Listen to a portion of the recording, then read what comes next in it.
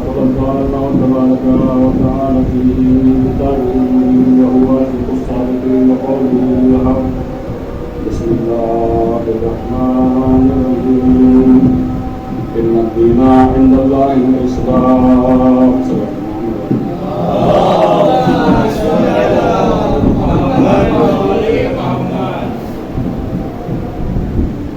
ہزارہ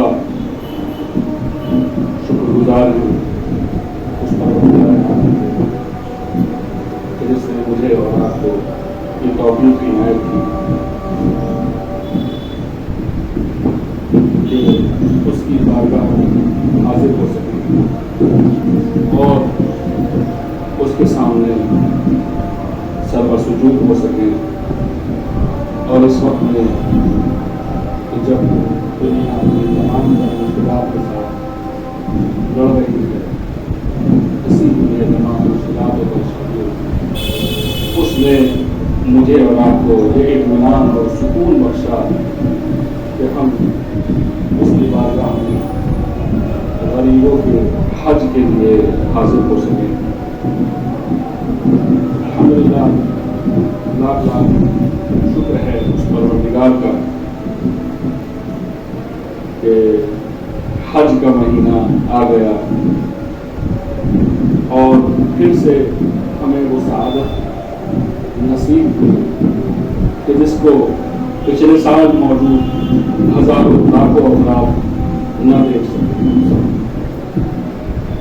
پچھلے سال تک بہت سارے ہمارے ساتھی, بہت سارے ہمارے جاننے والے, ہمارے رشتے دار, ہمارے نزدیکی, ہماری قوم کے ملت کے جاننے والے یا بہت سارے لوگ ایسے تھے کہ جو ان دنوں میں ہمارے ساتھ تھے, لیکن آج پروردگار عالم کی رحمت کے سائے میں لیکن یہ توفیق پیدا نہ کر سکے کہ پھر سے اس سال کو بس لطف الہی ہے کہ کس کو کتنی عمر دیتا ہے, کس کو کتنا اس دنیا میں رکھنا ہے, کس کو اس دنیا میں جانا ہے. سب حسابوں کے بعد اسی کے پاس.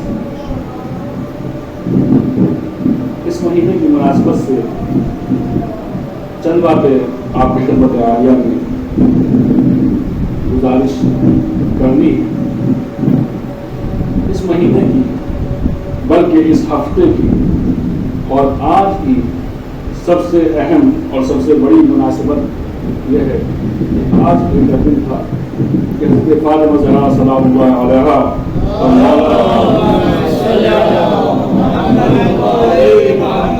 اور مولا علی بن ابی طالب علیہ السلام کی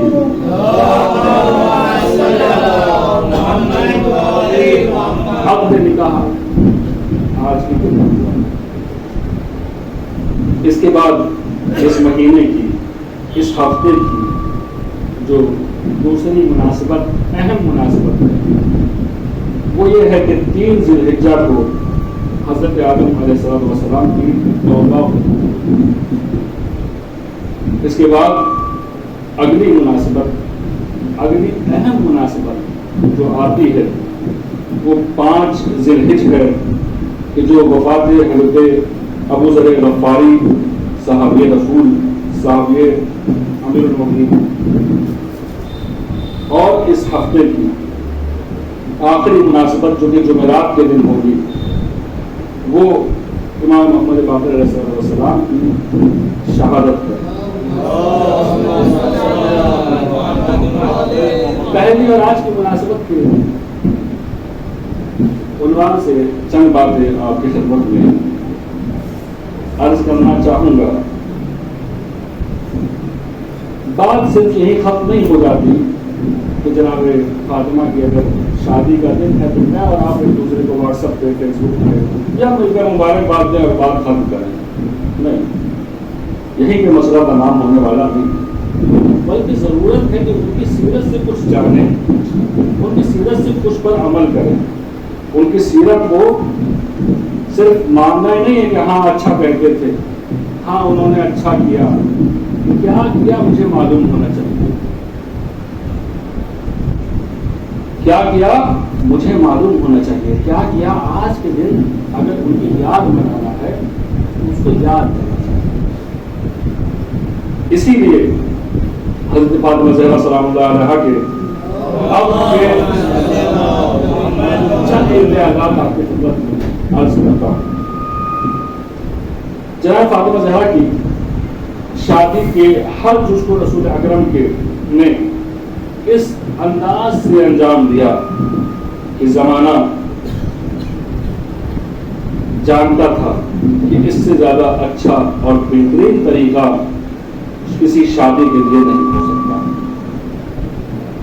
آج عالم اسلام کے اوپر جو سوالات اٹھ رہے ہیں، جو لوگ سوالات پیدا کر رہے ہیں، ان میں سے ایک ہے عورتوں کے حقوق۔ جناب اسلام میں عورتوں کے لیے یہ پابندی ہے، یہ پابندی ہے، یہ پابندی ہے۔ رسول اسلام نے اپنی بیٹی کی شادی میں ان تمام چیزوں کا لحاظ رکھتے ہوئے جو زندگی کا ایک اہم مرحلہ ہے، وہ عورت کے لیے کیا ہے؟ شادی، زواج، نکاح۔ اس وقت میں ان کی اجازت کو لے کر یہ بتلایا کہ دیکھو اسلام وہ دین ہے کہ یہاں ایسا نہیں ہے کہ لڑکی کو ایک گائے کی طرح کسی سے ایسے لیے اور اس کو بیچ کے الگ کیا، رسی اس کے ہاتھ میں تھما دی۔ اسلام ایسا دین نہیں ہے۔ اسلام بیٹیوں کو جانور نہیں سمجھتا، اسلام بیٹیوں کے حقوق کی پرواہ کرنے والا ہے۔ اسلام عورتوں کا حقوق پہ لحاظ کرنے والا ہے، اور اس طریقے سے کہ جب حضرت علی علیہ السلام نے جناب فاطمہ زہرا سلام اللہ علیہا سے شادی کے لیے رسول اسلام کے گھر پہ گئے، اور علی جیسے طاقتور شخص نے، علی جیسے عزت دار شخص نے، علی جیسے قریبی رشتہ دار نے، بعض مرتبہ ہوتا ہے نا کہ ہم اپنی بیٹیوں کو صرف اور صرف رشتہ داری کے نام کو قربان کر دیتے ہیں۔ ہوتا ہے یہ، ہم سب کے نکاح کہیں مال دیکھتے ہیں، کہیں اس کی دنیا دیکھتے ہیں، کہیں اس کا رنگ و روپ دیکھتے ہیں، کہیں صرف رشتہ داری کہ ہاں ہمارا رشتہ دار ہے، اور کہیں اپنی مفادات دیکھتے ہیں۔ بیٹی کا فائدہ کوئی نہیں دیکھتا، دین کوئی نہیں دیکھتا۔ جب مولا علی نے رسول اسلام کے پاس جا کر فرمائش کی، یا رسول اللہ میں آپ کی بیٹی سے آپ کو تو رسول اسلام نے یہ نہیں کہا کہ میں ہاں کرتا ہوں یا میں نہ کرتا ہوں، ابھی بتاتا ہوں۔ آپ نے کہا کہ مجھے بہن زہرا سے پوچھنا۔ آپ نے جناب فاطمہ زہرا سلام اللہ علیہا کے پاس گئے اور فرمایا، بیٹی علی تم سے ازدواج کی، تم سے شادی کے خواہش میں تمہاری رضا کیا ہے، تمہاری مرضی کیا ہے؟ علی کو کون بتانے والا تھا؟ زمانے کی سب سے بڑی شخصیت، اس زمانے کی چونکہ جو اللہ کے نزدیک سب سے زیادہ ہے، خدا کے نزدیک سب سے زیادہ ہے، مومنین کے نزدیک سب سے زیادہ ہے۔ جو طاقت کی بات کرے تو اس میں بہت آگے ہو، جو علم کی بات کرے تو اس میں سب سے آگے ہو، جو اللہ کی رضا کی بات کریں تو اس میں سب سے آگے ہو۔ آخر اس کو کون لوٹانے والا تھا؟ جناب فاطمہ زہرا نے بتایا۔ اسی طریقے سے جناب فاطمہ زہرا کا مہر جو رکھا گیا، آج کا دور یہ ہے کہ یہاں تو لوگ اتنا زیادہ مہر رکھ دیتے ہیں کہ سامنے والا بھی چکا نہ پائے۔ ایک مرتبہ ایک آدمی تھا، میں اب 2010 کی بات ہے، انہوں نے 3 لاکھ روپے مہر رکھوایا۔ پہلے سے کیا سوچے بیٹھے ہیں بھائی 3 लाख रुपया आप मैं लगवा रहे हैं, क्या मतलब है इस बात का? 3 लाख रुपए उन्होंने महल लगवाए। और 5 लोग ऐसे होते हैं कि कुछ भी हो एक्सेप्ट कर देना, देना किसे है? भाई देना थोड़ी है, जो कहे ठीक है जनाब, ठीक है 50,000, 1 लाख, 2 लाख, 10 लाख, जो कहे ठीक है, हाँ हाँ दे देंगे। पहले से इनका इरादा ये होता है कि जनाब देना नहीं है, बस हाँ यहाँ पर हामी भर देंगे, यहाँ पर हामी भर देंगे।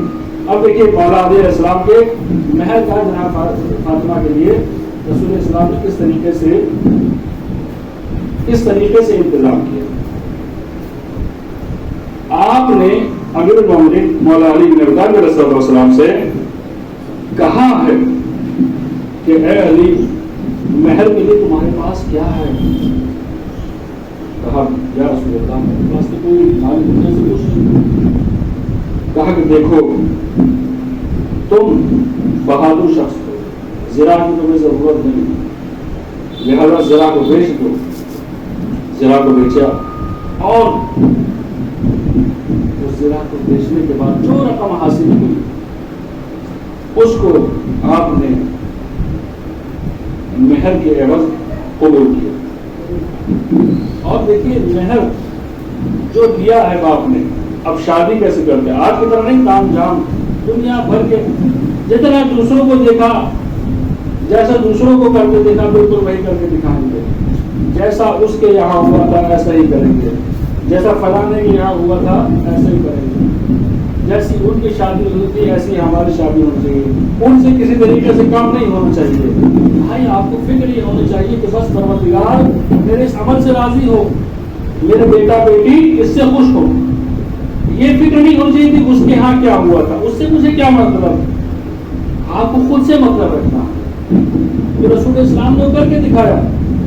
आपने वो जो रकम मिली थी उसके 3 हिस्से किए। एक हिस्सा हज़रत फातिमा ज़हरा की घरेलू ज़रूरियात के सामान के लिए रख दिया। वो जो घर में ज़रूरत पड़ने वाली थी वो मुख्तसर सामान, जो रवायात मौजूद है हमारे पास, क्या कहते हैं, बहुत ही मुख्तसर सामान था, वो जहेज के तौर पर आपने रखा। दूसरा हिस्सा शादी में जो अखराजात था, जो खर्च होने थे उसके लिए रखा। और तीसरा हिस्सा जनाब उम्मे सलमा के हवाले किया और कहा कि जब शादी हो जाए तो ये रकम अली के हवाले कर देना, ताकि उस रकम के जरिए से अपने वलीमे का इंतजाम करें। यानी महल के पैसों में से ही रसूलुल्लाह ने ऐसी प्रोग्रामिंग की कि शादी भी हो गई और दूसरी तरफ वाले का वलीमा भी हो गया। अब खैर ये तो वाज़ेह है कि उस वलीमे में आज की तरह, आज की देखिए माशाअल्लाह से हमारी कौम इतनी आगे हुई है कि मालूम नहीं होता कि शादी अगर कहीं कोई 40वां भी है तो उसके खाने भी वलीमे से कोई कम नहीं होते। 40वें के सोयब के खाने भी जो होते हैं वो भी किसी वलीमे से कम नहीं होते। आखिर कहाँ जाके रोकेंगे हम लोग? नतीजा ये होता है, वो जो बेचारा गरीब शख्स था जिसके पास इतना नहीं था देने के लिए, वो बेचारा कहाँ जाए अपनी इज्जत रखने के लिए, समाज को मुंह दिखाने के लिए, जबकि कोई जरूरत नहीं है, वो भी अपनी मौत और हयात में भी उन्हीं की नकल करता है कि जैसे दूसरे अंजाम करते हैं। और शादी ब्याह तो भाई इसमें तो कोई पीछे नहीं सकता ना। अगर पड़ोसी ने 1 लाख खर्च किया तो हम 10 खर्च करेंगे, उसने 10 खर्च किया तो हम 20 खर्च करेंगे। अच्छा फिर रुकेगा कहाँ? ये वहां जाके रुकेगा कि शादी के बाद ही इधर दूल्हे के वलीमे जितना खर्च किया वो दहेज बेच के निपटाएगा और घर वाले वो अपने बर्तन समेटते दिखाई देंगे। क्यों भाई? बेहतरीन शादी वो है कि जिसमें कर्ज न लिया जाए। बेहतरीन शादी हो, क्या फायदा कि बाद में लड़का भी टेंस रहे, लड़की भी टेंस रहे कि भाई इतना इतना इतना इतना भी देना है, इतना भी देना है। कर सकता है, अगर चाहे तो इंसान कर सकता है, लेकिन बस शर्त यह है कि अगर चाहे। اگر نہیں چاہتا تو پھر اس کو کوئی خوش نہیں کر سکتا. تو عرض کی جناب فاطمہ زہرا کی شادی کے امتیازات یہ تھے کہ بہترین مہر کا طریقہ اور اخراجات کو بتلایا رسول اسلام نے کس طریقے سے اخراجات ہونے چاہیے. اسی طریقے سے دوسری مناسبت جو ہے اس مہینے کی وہ ہے 3 ذی الحجہ. یہ وہ دن ہے کہ اس میں جناب آدم کی توبہ ہوگی. اس طریقے سے جناب آدم کو جب زمین کے اوپر تشریف لائے ہیں تو جنت کے فراق میں آپ رو رہے تھے, گریہ کر رہے تھے اللہ رب العزت سے جڑ کے جانے کی وجہ سے. کیوں پروردگار نے اپنے نزدیک سے دور کر دیا.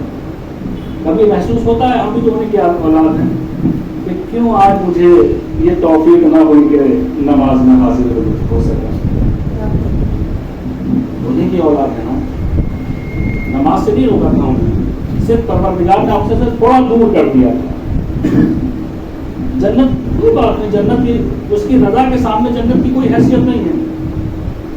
اگر اس کی رضا ہوگی تو سب کچھ ملنے والا ہے, اگر اس کی رضا نہیں ہوگی تو کچھ ملنے والا ہے. چاہے کتنے اعمال آپ انجام دے دیجیے, کتنی نمازیں پڑھ دیجیے, مگر اس کو راضی نہ کیا تو کچھ حاصل ہونے والا. الغرض آج ہی کا دن تھا, 3 ذی الحجہ تھی کہ جناب آدم کو پروردگار عالم نے جناب جبریل کے ذریعے سے کہی کہ اے آدم کیا تم بھول گئے ہم نے وہ نام تمہیں سکھلایا تھے, ان کے ذریعے سے جاؤ اور توبہ کرو. پھر جناب آدم نے اہل بیت علیہ السلام کے صدقے سے پروردگار عالم سے دعا مانگی اور آپ کی توبہ ہو گئی. اس کے بعد 5 ذی الحجہ وفات جناب ابو ذر غفاری. جناب ابو ذر غفاری ان کا اصل نام جندب بن جنادہ تھا اور یہ 32 ہجری میں وفات انہوں نے پائی. ابو ذر غفاری کے نام سے آپ مشہور, پیغمبر اکرم کے بزرگ صحابی, امام علی کے اصحاب خاص میں تھے. آپ کے بارے میں شیعہ اور اہل سنت دونوں فرقوں کے علماء بہت سارے اچھے صفات اور فضائل و مناقب بیان کرتے ہیں اور علماء علم رجال انہیں ارکان اربع شیعہ میں شمار کرتے ہیں. تیسرے خلیفہ عثمان کے دور میں جب آپ اس کی کارکردگی پر اعتراض کرتے تھے, اس کے بدلے میں اس زمین نے انہیں پہلے شام ضلع وطن کیا. شام پہنچا تو معاویہ کو دیکھا, وہاں اور زیادہ اعتراضات. پھر ان کو رابضہ, ایک ایسی جگہ ہے جس کو ایک بیابان تھا جہاں انسان ملنا مشکل ہو جائے, وہاں آپ کو زلزلہ وطن کر دیا گیا, دیش نکالا دے دیا گیا. جناب ابو ذر کا رابضہ جب آپ ضلع وطن ہوئے ہیں اس وقت میں امیر المومنین کا ایک خطبہ آپ کی خدمت میں حاصل کرتا. اے ابو ذر, تمہارا غم غصہ خدا کی خاطر تھا, لہذا اسی ذات پر امید رکھو. یہ لوگ اپنی دنیا میں تم سے خوف زدہ ہیں اور تم کو اپنے دین کی خاطر سے ڈر ہے, لہذا جس چیز کی خاطر وہ تم سے ڈرتے ہیں وہ چیز ان کے لیے چھوڑ دو, اور جس وجہ سے تم ان سے ڈرتے ہو اس کو ان سے دور لے جاؤ. تم نے جس کام میں ان کو روکا ہے اور ان کو اس کی کتنی ضرورت ہے اور تم کتنے بے نیاز ہو کہ اس سے جس سے وہ تمہیں روکتے ہیں. جناب ابو ذر روکتے تھے دنیا پرستی تھے, جناب ابو ذر روکتے تھے خاندان پروری سے, لیکن اس کے بغیر ان کا کام چلنے والا نہیں تھا. اور وہ چاہتے تھے کہ تم دین سے پھر جاؤ، تم بھی ہماری طرح بے دین ہو جاؤ، تم بھی ہماری طرح بے شرم و بے حیا ہو کر بے دین ہو جاؤ۔ اسی لیے امیر کائنات نے کہا کہ وہ جو چاہتے ہیں تم اس سے بے نیاز ہو، تو اپنے دین کو لے کر ان سے الگ ہو جاؤ۔ پھر امیر کائنات ارشاد فرماتے ہیں تمہیں بہت جلد پتہ چل جائے گا کہ کل اس کا نفع کس کو ملے گا، فائدے میں کون رہے گا، اور جس کو اس سے زیادہ نقصان ملے گا، اور وہ کون ہوگا، نقصان میں کون ہوگا یہ بھی پتہ چل جانے والا۔ قیامت بہت نزدیک ہے۔ اگر آسمانوں اور زمین کو کسی انسان کے لیے بند کیا جائے لیکن وہ خدا سے ڈرے اور اس کے لیے وہ دونوں کھلے ہیں، اگر دنیا کتنا ہی زمین و آسمان کو بھی بند کر دے لیکن انسان خدا سے ڈرنے والا ہے تو پھر پروردگار اس کے لیے اس زمین کو بھی کھول دے گا، بلکہ اس سے زیادہ کہیں راستے کھول دے گا۔ آج ہم دیکھ رہے ہیں عراق ساری دنیا سے راستے بند کر دیے گئے، ساری دنیا سے مشکلات اس کے اوپر ڈال دی گئی، لیکن جو اللہ سے ڈرتا ہے وہ کسی سے نہیں ڈرتا، جو اللہ سے ڈرتا ہے اس کا کوئی کچھ بگاڑ نہیں سکتا۔ فرماتے ہیں کہ خدا خود تمہارا مونس و مددگار ہے، خدا خود تمہارا مونس و مددگار ہے، اور سوائے باطل کے تمہیں کوئی نہیں ڈرا سکے گا۔ اگر تم ان کی دنیا کو قبول کرتے ہو تو وہ تم سے دوستی کرتے، اگر تم ان کی خاطر قرض دیتے تو ان کو سکون ملتا۔ یہ خطبہ نمبر 130 نہج البلاغہ کا۔ اس کے بعد جو مناسبت ہے اس مہینے کی وہ ہے 7 تاریخ کو، یعنی اس جمعرات کو شہادت امام محمد باقر علیہ السلام۔ سلوات پڑھنا بھول گئے شاید۔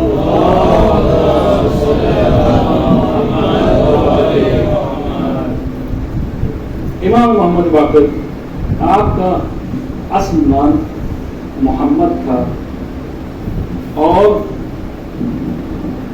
آپ باقر کے نام سے، محمد باقر کے نام سے شیعوں میں کے مشہور 5ویں امام ہیں۔ آپ کا مشہور لقب باقر العلوم، علوم کو پھیلانے والا، علوم کو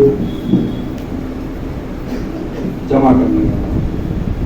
آپ کی مدت امامت 19 برس ہے۔ آپ واقع عاشورہ کے سب سے چھوٹے چشمدید کا نام۔ اس موقع پر آپ نے بہت چھوٹے تھے، عاشورہ میں آپ بہت چھوٹے تھے۔ اپنے زمانے میں تشیع کو فروغ کے لیے مناسب تاریخی حالات کو دیکھتے ہوئے آپ نے عظیم شیعہ علمی تحریک کا آغاز کیا کہ جو آپ کے فرزند ارجمند امام محمد جعفر صادق علیہ السلام زمانے میں اپنے عروج کو پہنچے۔ جمعرات میں آپ کی شہادت کا روز ہے۔ انشاءاللہ مومنین سے گزارش ہے کہ اس کی شب میں جو مجلس ہوگی اس میں حاضر ہوں اور اہل بیت علیہ السلام سے اپنی محبت کا اظہار کریں۔ بسم اللہ الرحمن الرحیم۔ قل هو اللہ احد اللہ الصمد لم یلد ولم یولد ولم یکن له کفوا احد۔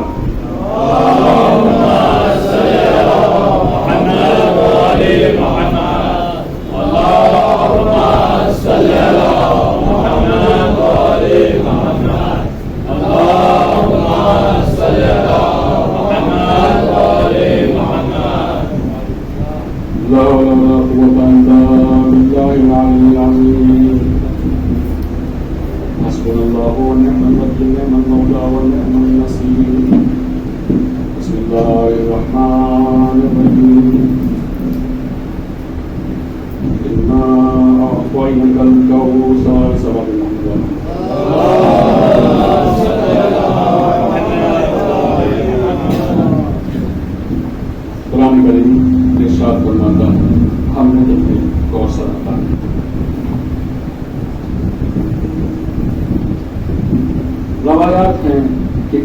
سے اصل اسلام حضرت فاطمہ زہرا سلام اللہ علیہا، لیکن اس موسم کے ساتھ یہ دین، یہ زندگی، ہر سانس، یہ اسلام، یہ شیعت، یہ ولایہ اہل بیت، یہ حضور نماز، یہ حضور قلبی، یہ سکون قلبی، یہ سکون ذہن، سب کا سب اسی پروردگار کا عطا کیا۔ قرآن کریم ارشاد فرماتا ہے یا ایھا الانسان ما غرک بربک الکریم، اے انسان کون سی چیزیں تیرے کریم پروردگار سے دھوکہ دیا۔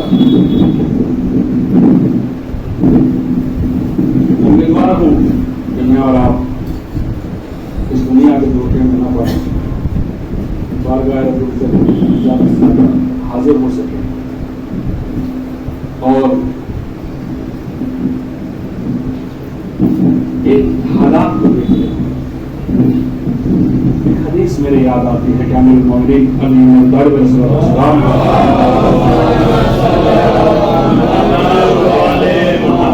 کلمات اتصال کی شروعاتی احادیث میں بیان کرنا کہ اگر تم چاہتے ہو کہ لوگوں سے تمہارے رابطے، تعلقات، کام کاروبار صحیح رہے تو دیکھو سب کو راضی رکھنا آسان نہیں ہے، بس ایک کام کر لو، اپنے خدا کو راضی رکھو، اس سے اپنا رابطہ صحیح کر لو، باقی سب سے تمہارے راستے صحیح گزر جائیں گے۔ تو خدا را نماز جماعت، مجلس، عبادت، دنیا آخرت سب سے رابطہ ہے۔ پروردگارا ہمارا درود و سلام ہو حضرت محمد مصطفیٰ صلی اللہ علیہ وآلہ وسلم۔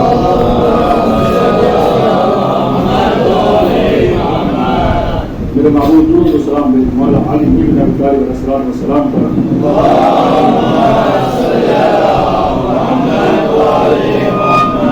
میرے معبود درود و سلام بھیج جناب فاطمہ زہرا سلام اللہ علیہا پر۔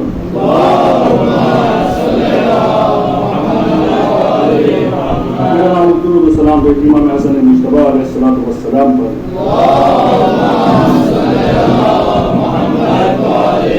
میرے معبود درود و سلام بھیج امام حسین علیہ السلام پر۔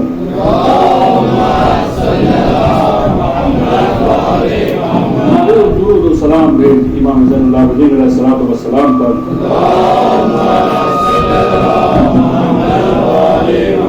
میرے معبود درود و سلام بھیج امام محمد باقر علیہ السلام پر۔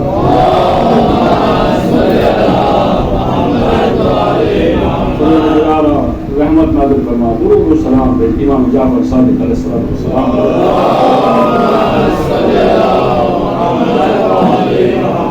درود و سلام بھیج امام موسیٰ کاظم علیہ السلام پر۔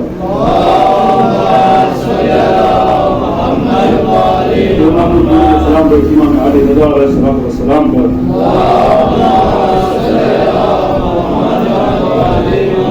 درود و سلام بھیج امام محمد کبیر علیہ السلام پر۔